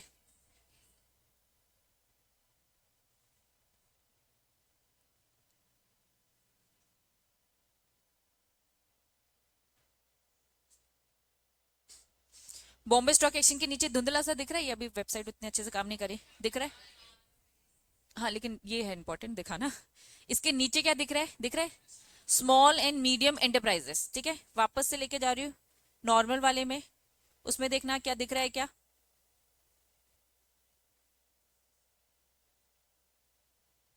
दिख रहा है? क्या क्या ये बात समझ में आ रही है? तो बॉम्बे स्टॉक एक्सचेंज का ही क्या है बच्चा? एक दूसरा प्लेटफॉर्म है। अगर आपको स्मॉल कंपनी के शेयर खरीदने हैं, बड़ी कंपनीज के खरीदने हैं, तो बॉम्बे स्टॉक एक्सचेंज में देखो, ठीक है। अगर छोटी कंपनीज के देखने तो इन बड़ी कंपनीज की भीड़ में ये गुम हो सकते हैं, तो इनके लिए अलग से प्लेटफॉर्म है कि छोटी कंपनी और मीडियम कंपनीज वहां जाए। लेकिन ऑप्शन होता है, आगे चल के हम डिटेल में पढ़ेंगे, ऑप्शन होता है जब हम सीखेंगे लिस्ट करना, एक अलग से चैप्टर आएगा, हम पढ़ेंगे कि हमें अपनी कंपनी के शेयर को लिस्ट करना है, तो कहाँ लिस्ट करना है? मेन बोर्ड में लिस्ट करना है या फिर एसएमई में? क्या ये डिफरेंस समझ में आ रहा है? मेन बोर्ड मतलब क्या, बॉम्बे या नेशनल? नेशनल का भी सेम ऐसे ही है, उसी का एसएमई अलग से प्लेटफॉर्म है, ठीक है। तो मेन बोर्ड में करना है या फिर क्या करना है, एसएमई। देखो बड़ी कंपनी के पास कोई ऑप्शन नहीं है, बड़ी तो कंपनी कहाँ जाएगी, मेन बोर्ड में ही जाएगी। छोटी कंपनी कहाँ जाएगी, मिड पीरियड एक आएगा, एक ड्यूरेशन आएगा जब एक छोटी कंपनी ग्रो कर रही होगी। अब एक छोटी कंपनी क्या हमेशा छोटी रहेगी, क्या बड़ी होगी ना? तो जब वो बड़ी हो रही होगी तो एक लिमिट आएगी, उस लिमिट के बाद उसके पास एक ऑप्शन आता है कि आपको इसी छोटे स्टॉक एक्सचेंज में ही कंटिन्यू करना है या फिर आप स्विच कर कर बड़े बड़े स्टॉक एक्सचेंज में आ सकते हो। तो ये जब डिटेलिंग पढ़ेंगे तभी बताऊंगी, अभी बस ये कंसेप्ट बता रही कि दो अलग अलग प्लेटफॉर्म में, बड़ी कंपनी के लिए और एसएमई के लिए। बात समझ में आ गई? हाँ, जब छोटी हो जाएगी तो वो बर्बाद हो गई है, उसे लिस्ट होने का ही हक नहीं है, ठीक है। तो ऐसी कंपनी खत्म हो जाएगी। छोटी बड़ी हो तो अच्छी बात है ना, बड़ी छोटी तो खराब बात हो गई। चलो, क्या ये बात समझ में आ रहा है? तो मेन बोर्ड आएगा तो समझ में आ गया। अब एंकर इन्वेस्टर कौन से इन्वेस्टर्स होते हैं, रीड करते हैं। जिनकी minimum application for the value of at least 10 crore in a public issue, क्या लिखा है, ऑन द मेन बोर्ड। क्या ये बात समझ में आ रही है? बड़ी कंपनी में उनका इन्वेस्टमेंट कितने का होना चाहिए, हाथ में भी नहीं दिखा सकती, 10 करोड़ का, ठीक है। ठीक, made through big book building process, इस टर्म को भी समझाऊंगी, थोड़े टाइम के लिए रुको। Make application for the value of at least 2 crore for the public issue, क्या लिखा है, एसएमई एक्सचेंज। समझ में आए? छोटी कंपनी में अगर उन्होंने 2 करोड़ का इन्वेस्टमेंट लगाया तो भैया एंकर इन्वेस्टर बड़ा इन्वेस्टर कहलाएगा। हम कह रहे हैं ना, एंकर इन्वेस्टर एक बड़ा इन्वेस्टर है, क्यूआईबी है। तो बड़ी कंपनी में 10 करोड़ और छोटी कंपनी के लिए 2 करोड़ भी बहुत बड़ी बात है, तो वो एंकर इन्वेस्टर कहलाता है। तो अलग अलग एक्सचेंज में अलग अलग लिमिट है। बात समझ में आ गई? पक्का? अब आपको जो मुझे टर्म समझाना है वो क्या बचा, बुक बिल्डिंग प्रोसेस। अब आपकी कंपनी है, आप सीएसओ, डायरेक्टर आपसे पूछता है कि चलो क्या प्राइस डिसाइड करनी है आपको अपने शेयर की। एक शेयर सर्टिफिकेट है, कंपनी को शेयर इशू करना है, ठीक है। तो ये शेयर की क्या वैल्यू डिसाइड करनी है? या तो कंपनी श्योर है कि हाँ हमारी जो कंपनी की जो शेयर की जो प्राइस होगी वो 100 रुपए होगी, फिक्स है कि हाँ हमें लग रहा है कि हमें अपनी कंपनी के शेयर 100 रुपए में निकालना चाहिए। अब आपने बचपन में पढ़ा होगा, एट पार होता है, एट प्रीमियम होता है, ये सारी चीजें पढ़ी है, ठीक है, डिस्काउंट, ये सारी चीजें आपने पढ़ी है, ठीक है। तो या तो हमने 100 रुपए प्राइस फिक्स कर दी, बचपन में 10 रुपए के रखा होगा आप लोगों ने, 10 100 ये खेलते रहते थे, ठीक है। तो प्राइस या तो क्या एकदम फिक्स है, या तो आप कंफ्यूज हो, आपको लग रहा है, आपके दिमाग में ये है कि कहीं हमने 100 रुपए मांगे और मार्केट में हमारी गुडविल अच्छी है और वो हमें ज्यादा दे सकते थे और हमने गलती से 100 रख दिया, ज्यादा मिल सकते थे, हमारी गलती के कारण ऐसा हो गया। या फिर हमने मार्केट में ज्यादा पैसे मांग ले, हमारी मार्केट में गुडविल इतनी अच्छी नहीं थी, उन्हें हमें इतना पैसा देने का मन ही नहीं था। तो हम अगर कंफ्यूज है तो हम क्या करेंगे, प्राइस फिक्स नहीं है। जब प्राइस फिक्स नहीं होती है और जब प्राइस फिक्स होती है, ऐसी दो सिचुएशन आती है। या तो शेयर की प्राइस फिक्स है तो फिक्स प्राइस बता दो, ऑफर डॉक्यूमेंट होता है जिसमें लिखा था कि रिलायंस कंपनी अपने शेयर्स लेके आई है और हमारी प्राइस एकदम फिक्स है 100 रुपए, जिन जिन को खरीदना है ये एप्लीकेशन भरो और हमें दे दो। बात समझ में आई? या तो हम कह रहे हैं कि हमारी प्राइस फिक्स नहीं है। जब प्राइस फिक्स नहीं होती तो उसे हम बोलते हैं बुक बिल्डिंग प्रोसेस। क्या बोलते हैं उसे, बुक बिल्डिंग प्रोसेस। ये एक प्रोसेस है जिसमें हम प्राइस को आइडेंटिफाई कर रहे हैं। 99% केसेस में बुक बिल्डिंग प्रोसेस ही होता है, किसी भी कंपनी की शेयर प्राइस फिक्स नहीं होती है। न्यूज़पेपर में आए दिन आप देखते रहते हो, आईपीओ आता रहता है, इंग्लिश न्यूज़पेपर देखना, हिंदी में देख लेना, ठीक है। जब आप ये पूरा सिक्योरिटी लॉ पढ़ लोगे तो आप उस आईपीओ का जो वो ऑफर लेटर जो दिखेगा ना, उसे पढ़ने के लिए आप एलिजिबल हो जाओगे, ठीक है। तो बुक बिल्डिंग प्रोसेस एक प्रोसेस होती है जिसमें हम प्राइस को क्या करते हैं, आइडेंटिफाई करते हैं। कंपनी आइडेंटिफाई करिए, कंपनी बोलती है कि भैया हम कंफ्यूज है, लेकिन फिर भी एक रेंज तो देनी पड़ेगी, हवा पे तो तीर मारोगे नहीं कि जितना देना है दे दो, ऐसा नहीं होता। प्राइस रेंज जाती है, प्राइस रेंज। कंपनी क्या बोलेगी, हम कंफ्यूज है, 100 मिनिमम और मैक्सिमम 120, हम प्राइस अपनी 100 से 120 के बीच में रखेंगे। अब आप एप्लीकेशन दो, अब सबकी एप्लीकेशन आएगी, कोई कहेगा हाँ हम 100 में खरीदेंगे, हम सस्ते में खरीदेंगे, कोई बोले नहीं नहीं भाई, सब लोग 100 100 बोलेंगे तो भैया मिलेगा नहीं। क्योंकि कंपनी का इंटेंशन क्या होगा, खुद सोचो, कंपनी अपने आप रखो, कंपनी हमेशा क्या सोचेगी, ज्यादा पैसा मिले, यही सोचोगे ना। तो आप चाहोगे 120, तो भैया कंपनी किसकी एप्लीकेशन सबसे पहले एक्सेप्ट करने वाली है, 120 वाले की। तो तुम्हें कंपनी की गुडविल के हिसाब से देना है या फिर तुम चाहते हो कि तुम्हारा नंबर लग जाए, तुमको शेयर्स मिल जाए, नंबर लग जाए भाई, हमें भरोसा है, हमें भरोसा है तो भैया 100 के 120 भी होता है, चलता है। तो अब हमने आप पर छोड़ा, अब आपकी एप्लीकेशन आना चालू होगी, आपकी एप्लीकेशन आना चालू हो जाएगी। तो इस एप्लीकेशन से डिसाइड होगा आपकी धीरे धीरे एप्लीकेशन आएगी तो एक फिक्स प्राइस इसमें निकलेगी। फॉर एग्जांपल मैंने बोला कि भैया हमारी प्राइस सबकी एप्लीकेशन को ध्यान में रखते हुए 110 आई। कैसे आएगी डिटेलिंग पढ़ेंगे, यहाँ पे एक टर्म है उसको बस मैं शॉर्ट में समझा रही हूँ। इसका प्रैक्टिकल क्वेश्चन भी आता है कि प्राइस फिक्स कैसे हुई, 110 कैसे आई, ये सब सिखाऊंगी। लेकिन अभी क्या शॉर्ट में समझ में आ रहा है बुक बिल्डिंग प्रोसेस क्या है। बुक बिल्डिंग प्रोसेस एक प्रोसेस होती है जिसमें प्राइस फिक्स नहीं होती है। कंपनी इस प्राइस को आइडेंटिफाई करती है। एग्जाम्पल के तौर पे मैंने आपको बताया 100 से 120, 110 प्राइस फाइनल हो गई, लेकिन कब हुई, मार्केट में देने के बाद। और पहले वाले केस में क्या थी, प्राइस फिक्स थी। मैंने आपको क्या बताया 99% केसेस में क्या होता है, बुक बिल्डिंग प्रोसेस ही होती है, प्राइस फिक्स बिल्कुल ना के बराबर ही होता है। अब एक बार रीड करो। एंकर इन्वेस्टर वो क्वालिफाइड इंस्टीट्यूशनल बायर होता है जिसकी मिनिमम एप्लीकेशन कितनी होती है, 10 करोड़, लेकिन कहां पर, मेन बोर्ड में। ठीक है, पब्लिक इशू आ रहा है, उस पब्लिक इशू में उसने भी, वो भी जनता बनकर अपनी एक एप्लीकेशन दे रहा है जिसमें उसने कहा मुझे 10 करोड़ रुपए चाहिए, 10 करोड़ रुपए के बदले मुझे शेयर्स चाहिए। ठीक है, लेकिन थ्रू बुक बिल्डिंग प्रोसेस, यहाँ पे फिक्स प्राइस की बात नहीं हो रही है, बात समझ में आई। बुक बिल्डिंग प्रोसेस जनरली होता है मेक दी, या फिर 2 करोड़ की वो बात कर रहा है एसएमई में, मेड इन अकॉर्डेंस विद जो भी आईसीडीआर में स्मॉल एक्सचेंज के लिए जो रूल्स रेगुलेशन दे रखे हैं उसको ध्यान में रखते हैं। यहाँ तक चीजें क्लियर है, आ जाइए। मैंने आपको बताया दो चीजें, एक है मेन बोर्ड, एक है एसएमई। तो एंकर इन्वेस्टर के लिए दोनों के लिए अलग अलग लिमिट है। 10 करोड़ 2 करोड़ तो समझ में आ गया। पहले हम समझेंगे मेन बोर्ड। मेन बोर्ड अगर आपको समझ में आ गया तो एसएमई सेम है, बस लिमिट इधर उधर है। ठीक है, एंकर इन्वेस्टर्स कौन है, आइए सबसे पहले मेन बोर्ड समझ रहे। मेन बोर्ड में उसे मिनिमम 10 करोड़ है कि मैक्सिमम 10 करोड़ है, मिनिमम ना। एंकर तो बड़ा इन्वेस्टर है, मिनिमम तो 10 लगा, उससे ज्यादा लगाना है भैया तेरी श्रद्धा। ठीक है, 10 करोड़ मिनिमम तो लगाएगा। इन्होंने बोला अप टू नहीं लिखना था यहाँ पे, ठीक है, मिनिमम लिखना था। मिनिमम अगर क्या कर रहा है बच्चा, 10 करोड़ लगा रहा है, तो इन्होंने कहा कि भाई एक काम करो, इसमें क्या करो, मैक्सिमम क्या रखो, 2 इन्वेस्टर्स। मैक्सिमम 2 इन्वेस्टर मतलब मिनिमम कितना रख सकते, मिनिमम, वापस ये लाइन पढ़ो, मैक्सिमम 2 सच इन्वेस्टर्स मतलब एंकर में, लैंग्वेज देखते रीड कर पाते हैं, रीड कर पाते हैं ना। Maximum 2 anchor investor shall be permitted for the allocation up to 10 crore. 2 maximum है, मतलब मिनिमम कितना होगा, एक होगा ना। मिनिमम में 0 भी बोलोगे क्या तुम लोग, एक बोलना है। ठीक है, एक। ठीक है, एंकर इन्वेस्टर, हाँ हाँ 10 के बाद रुक क्यों गया था, फिर बोलना पूरा। चलो वापस वापस वापस, कंसेप्ट बोलता है अगर एंकर इन्वेस्टर है, अगर एंकर इन्वेस्टर को आप क्या कह रहे हो बच्चा, 10 करोड़ दे रहे हो, तो 10 करोड़ देने के लिए आप क्या करोगे, मिनिमम एक इन्वेस्टर, मिनिमम एक बोल सकती हो, और मैक्सिमम कितना है, 2, पक्का, मिनिमम एक और मैक्सिमम 2। ठीक है, चलिए अगर मान लो एंकर इन्वेस्टर 10 करोड़ से ज्यादा का पैसा लगाना चाहता है, लगा सकता है, फ्री है ना। मिनिमम 10 करोड़ था, लेकिन वो कितने की, 250 करोड़ के अंदर, मतलब 10 करोड़ के ऊपर, लेकिन कितना, 250 करोड़ के। ये गलत है, एरर है, मैं ठीक करवा दूंगी, मत देखो उसको अभी, रुको तो, अभी बहुत सारी चीजें ठीक करवानी है। अभी बुक में मत देखो, इस बुक में पूरी जो लिमिट है सब गलत है। मैंने बोला था ना कि आपकी बुक नई प्रिंट होकर आई है तो उन्होंने बहुत मिस्टेक्स करी है, तो वन ऑफ देम ये भी मिस्टेक है, लिमिट इधर उधर कर दी है। ठीक है, मैं ठीक करवा रही हूँ ना। 250 लिखा है, तेरी बुक में कैसे सही आ गया, अरे मतलब सही कर दिया उन्होंने गलती। हाँ, तो 10 करोड़ से ऊपर लेकिन कितने से कम, 25 करोड़ से कम, तो फिर मिनिमम कितना,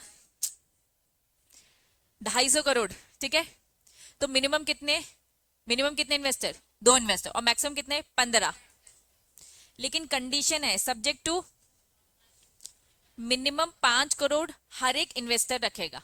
वापस, अगर कोई एंकर इन्वेस्टर है जिसकी एप्लीकेशन कितने से ज्यादा आती है, 10 से ऊपर आती है, लेकिन 250 करोड़ से कम है, तो कंपनी को लिमिट बोली है कि आप चाहो तो 2 एंकर इन्वेस्टर भी रख सकते हो, हमें कोई दिक्कत नहीं है, और मैक्सिमम कितना रख सकते हो, 15 रख सकते हो। तो ये मिनिमम मैक्सिमम है, कंपनी की मर्जी ना। एप्लीकेशन आती है, अब एक्सेप्ट किया जाएगा। देखो प्रोसेस क्या होता है समझो, एक ऑफर डॉक्यूमेंट है, एक ऑफर डॉक्यूमेंट है जिसमें हमने कंपनी की बहुत सारी अच्छी अच्छी बातें कर ली है। ठीक है, कंपनी के शेयर्स की प्राइस बता दी है, या तो फिक्स है तो फिक्स बता दिए, फिक्स नहीं है तो मैंने क्या बताई है, बुक बिल्डिंग प्रोसेस एक रेंज बताई है 100 से 120, और ये मैंने आपके पास दे दिया है। क्लियर है? अब आप एक एप्लीकेशन फॉर्म भरोगे, डॉक्यूमेंट के साथ में एक एप्लीकेशन फॉर्म अटैच कर कर आपको दूंगी। आप एप्लीकेशन फॉर्म भरोगे, ये बस ऐसे ही है, कॉलेज में जाकर जो एडमिशन लेते हो, कॉलेज में एक फॉर्म मिलता है और कुछ एक पैम्पलेट भी मिलता है।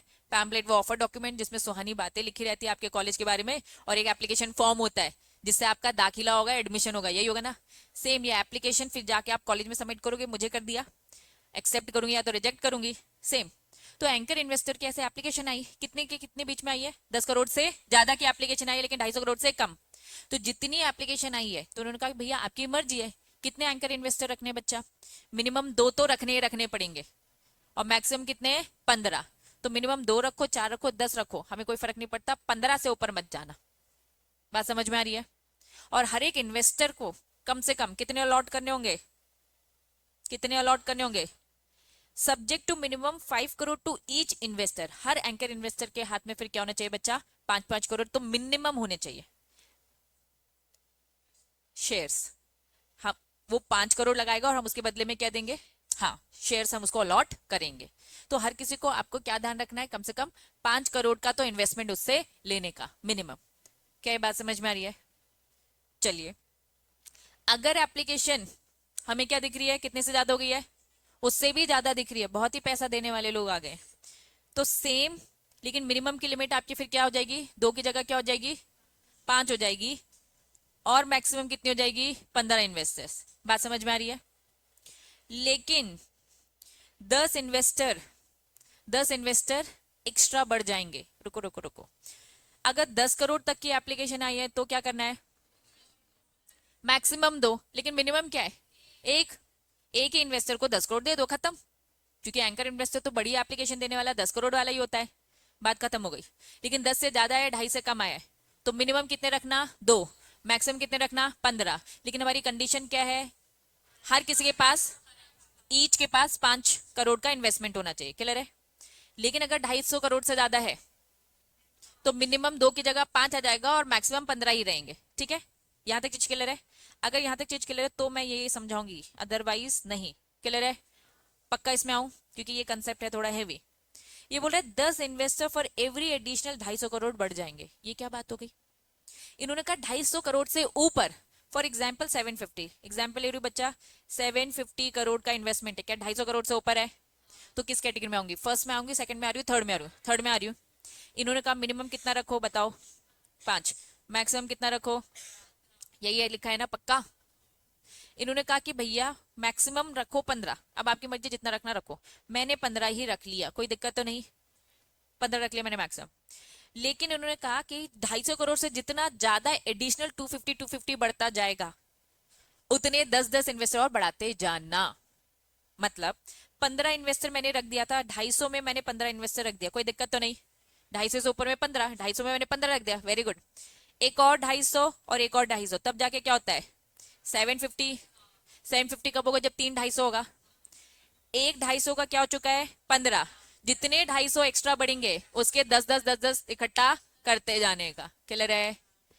कहाँ गाड़ी फंसी, इसके कितने आ जाएंगे 10, इसके कितने आ जाएंगे 10, टोटल इन्वेस्टर कितने हो गए? बात समझ में आई? वेरी गुड, हाँ हाँ बिल्कुल। कितना बताया, 450 करोड़। क्या पहला 250 है, पहला 250 है तो कितने रखूंगी, 15 इन्वेस्ट में, कोई दिक्कत नहीं। अब रिमेनिंग कितना बच रहा है, 200, कितना रखूंगी, 10 इन्वेस्टर।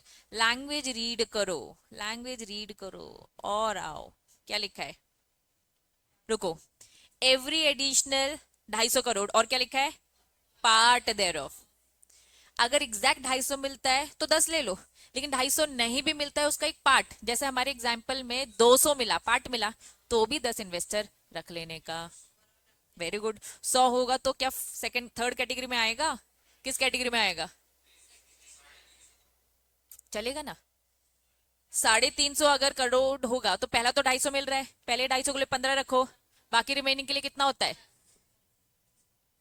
100 बचा, इसके लिए भी 10 रखो। पार्ट का मतलब क्या है, लैंग्वेज रीड करो, इस पार्ट का मतलब क्या है, इस पार्ट का मतलब है या तो 250 मिल जाए या तो कुछ भी पार्ट मिले, कुछ भी एक्स्ट्रा होता है 250 से ऊपर तो बच्चा आपके 10 इन्वेस्ट बढ़ाते जाना। 255 तो भी 10 बढ़ जाएंगे बच्चों, समझ ही नहीं हो लगता मुझे। पार्ट मतलब क्या? पार्ट मतलब कुछ भी एक ज्यादा, मैं कह रही हूँ 251 भी हुआ तो क्या? पार्ट बोला ना, पार्ट बोला ना।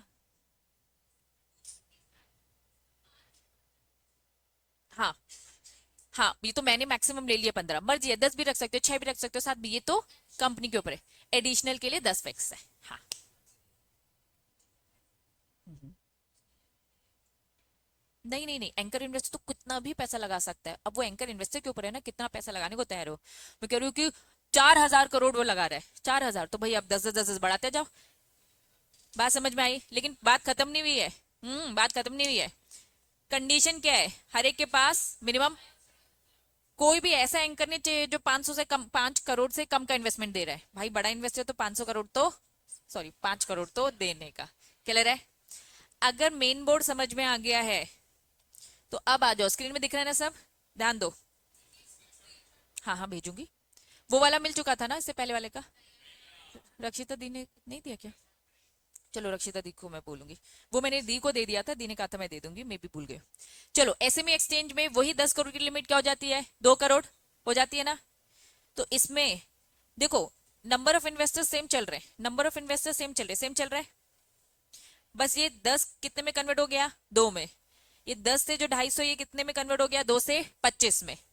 फिर सेम लिखा है इन्वेस्टर, 2 और ये 15, लिमिट सेम है, लेकिन बस दिक्कत क्या है, यहाँ 2 करोड़ है, यहाँ 225 से जो चेंज है मैं इसे मार्क कर रही हूँ, बाकी नंबर ऑफ इन्वेस्टर सेम है। अब आपकी बुक ने गलती क्या करी है, एसएमई वाली लिख दी थी उन्होंने, मेन बोर्ड और एसएमई की अलग अलग थी। आपकी बुक ने गलती ये करी थी कि भैया एसएमई वाली ही दोनों में लिख दी थी, ये उनसे टाइपिंग एरर हुआ है। क्लियर है बच्चा? जिसमें हुआ है वो ठीक कर ले, जिनकी ठीक हो गई वेरी गुड। क्लियर है। अब दो इन्वेस्टर सेम बातें लिखी है, सेम है। नेक्स्ट, मिनिमम 2, मैक्सिमम 15, लेकिन यहाँ जो 5 करोड़ की लिमिट है वो क्या थी, 1 करोड़, यही गलती करी थी बुक ने भी। ठीक है, सेम। यहाँ 250 है तो क्या करने का, 25, मतलब एक जीरो ही फिट करना है आपको।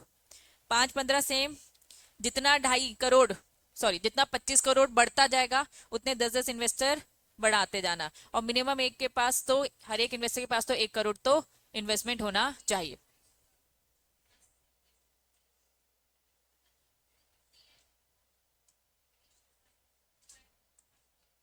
देना पड़ेगा हर एक इन्वेस्टर, कोई भी ऐसा इन्वेस्टर नहीं होगा जो 5 करोड़ से कम का इन्वेस्टमेंट देगा।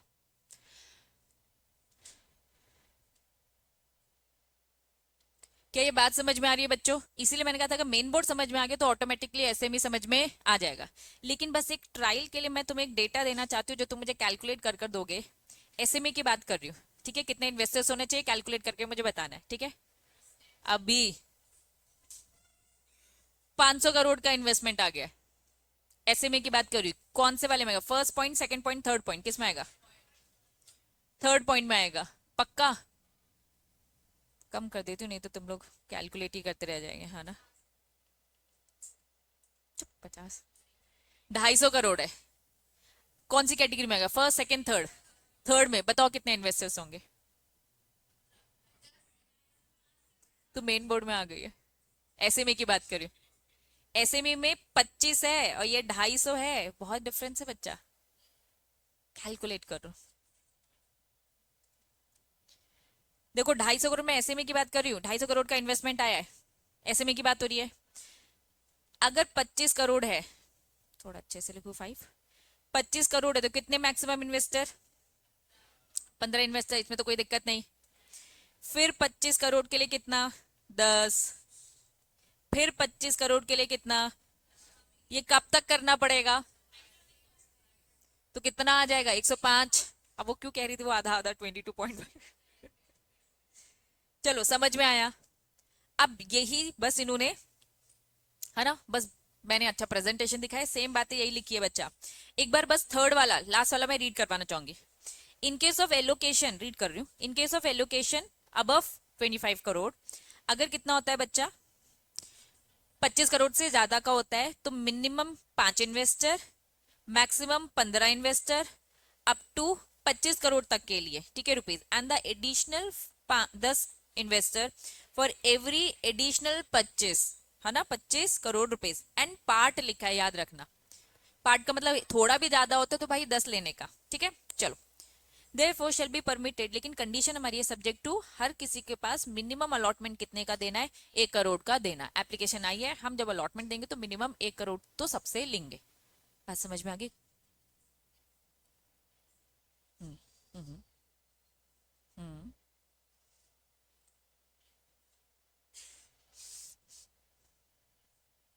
नहीं नहीं, ये छोटी कंपनीज है, इनको पैसा कोई ज्यादा देने आया है, क्या फर्क पड़ता है? कंपनी तो छोटी है ना, बिजनेस करेगी, अभी पैसा दिया है, ये तो बस क्या है, मार्केट से पैसा उठाया, बिजनेस का नहीं है, बिजनेस करेगी इन पैसों से। अगर अच्छी हो गई तो भैया कैपिटल बढ़ेगा तो फिर शिफ्ट हो जाएंगे। बात समझ में आ रही है? पक्का? ये इसी का है, इसको खत्म करवाऊंगी उसके बाद छोड़ूंगी। क्या लिखा है? The bidding of the anchor investor, anchor investor ही पढ़ रहे, पता है ना, एंकर इन्वेस्टर क्यूआईबी है जिसका 10 या फिर 2 करोड़, 10 किसके लिए, मेन बोर्ड के लिए, 2 किसके लिए, एसएमई बोर्ड।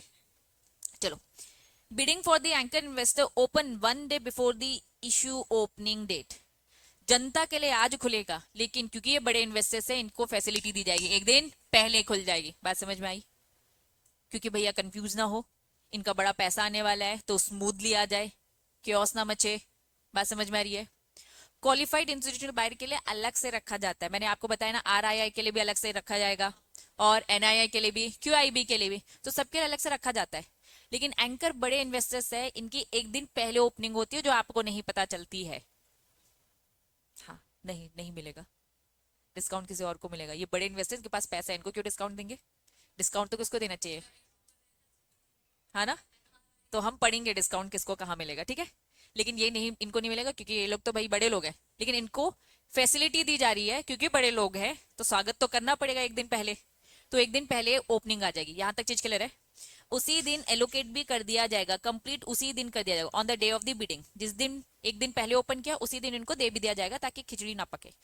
पहला 2 पॉइंट समझ में आया, एक दिन पहले खुलेगा और उसी दिन उनका कंप्लीट भी कर दिया जाएगा कि हाँ हमने अलॉट कर दिया, एलोकेट कर दिया। यहां तक चीज क्लियर है? Share allotted to the anchor investor shall be locked, कितने दिन के लिए लॉक, 30 डेज के लिए। अभी हम बाकी जनता वाले लोगों से ले रहे हैं, तुमको एक दिन पहले दे दिया तो तुम मार्केट में आके बेचना चालू कर दोगे क्या? तो हमने तुम्हारे शेयर्स को क्या कर दिया, अभी लॉक कर दिया। कितने दिन के लिए लॉक कर दिया, 30 दिन के लिए लॉक कर दिया। From the date of the allotment, जब भी आपको अलॉटमेंट हुआ पब्लिक इशू का, हमने कहा कि भैया आप अभी 30 दिन के लिए रुक जाओ, आप बड़े इन्वेस्टर्स हो, अगर आपने हमारी कंपनी के शेयर्स बेचना चालू कर दिया तो बाकी सारी भीड़ भी बेचना चालू कर देगी। भाई इन लोग को क्या दिमाग आया कि ये बेचने लगे, और इंसान तो भीड़ की चाल चलते ही है, ये जो करेगा मैं भी वही करूंगा, पता नहीं इसके पास क्या दिमाग है जो मुझे दे नहीं रहा है, इसके पीछे पीछे चलो। तो एंकर इन्वेस्टर को क्या बोलते हैं, भैया तू लॉक हो जा, 30 दिन के बाद जो करना है कर, 30 दिन तक अभी मार्केट को मत हिला। बात समझ में आ रही है? वापस, एंकर इन्वेस्टर को पब्लिक इशू की जो ओपनिंग डेट होगी उसे एक दिन पहले ओपन करेंगे, उसी दिन उनको दे देंगे, और उनको क्या कर दिया जाएगा, 30 डेज के लिए लॉक कर दिया जाएगा। यहां तक चीजें क्लियर है?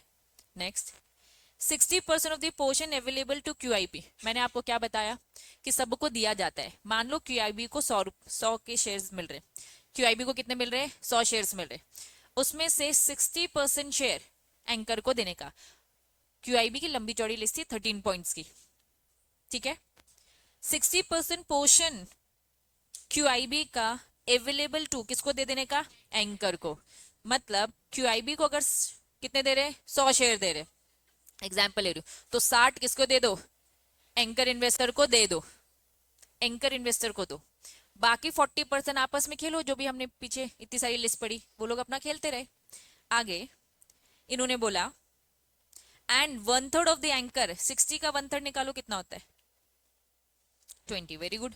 60 का होता है बच्चा 1/3, 20, तो 20 जो शेयर्स है एंकर में से किसको निकाल के दे दो, डोमेस्टिक म्यूचुअल फंड, बाहर वाले म्यूचुअल फंड को तो दूर कर दिया, इंडिया का जो म्यूचुअल फंड है। वापस वापस वापस इन्होंने कहा कि क्यूआईबी को जितना भी रखा जाएगा, फॉर एग्जाम्पल क्यूआईबी को 100 रखा जाएगा, इसका 60% किसको दो, एंकर को, और एंकर में से भी 20 कितना उठाकर दे दो किसको, म्यूचुअल फंड को दे दो। इस पूरी जगह पे आपको दिखेगा म्यूचुअल फंड को बहुत प्रायोरिटी दी गई है। बच्चा हमारा जो इकोनॉमी है ये चाहता है, हमारी गवर्नमेंट चाहती है कि म्यूचुअल फंड को हम बहुत ज्यादा पुश करें। जितना ज्यादा म्यूचुअल फंड ग्रो करेगा, क्योंकि म्यूचुअल फंड में कौन पैसा लगा रहा है बच्चा, RII बहुत ज्यादा इसमें आता है, रिटेल्स आते हैं, ठीक है। तो अगर हमारा जो लोअर वर्ग जो है ना, या फिर मैं कहूँगी मध्यम मिडिल क्लास के जो लोग हैं, ठीक है, उनको हम उठाएंगे तो बहुत ज्यादा हमारा इकोनॉमी ग्रो करेगा। क्योंकि ज्यादातर पॉपुलेशन क्या, सब क्या अमीर है क्या? मिडिल क्लास लोग आपको यहाँ पे ज्यादा दिखेंगे बच्चा, है ना, या फिर और गरीब ज्यादा दिखेंगे, लेकिन क्या अमीरों की जनसंख्या ज्यादा है क्या? नहीं, ये लोग तो सब अमीर है ना, ये बड़े लोग हैं जो ये पैसा लगा रहे। तो इन्होंने कहा कि भाई पूरा फोकस 100 शेयर में से 20 शेयर तो किसको जा रहे, म्यूचुअल फंड को जा रहे हैं। अब AI के पास कितना रह रहा है, 40 रह रहा है, तो 40 AI खेलेगा और 40 कौन खेलेगा, बाकी के लोग। मतलब कि QIB के भी 40, मतलब कि 10-10 करोड़ वाले लोग आगे आएंगे। बात समझ में आ रही है? पक्का? वापस, QIB के पास जितना भी है उसका 60% किसको मिलेगा, AI। और 60% का 1/3 होगा, 20% वो किसको मिलेगा, डोमेस्टिक म्यूचुअल फंड को। क्या यहाँ पे एंकर इन्वेस्टर समझ में आया? और ये थोड़ी सी एक्स्ट्रा डिटेलिंग। तो यहाँ पे आज की सभा होती है समाप्त।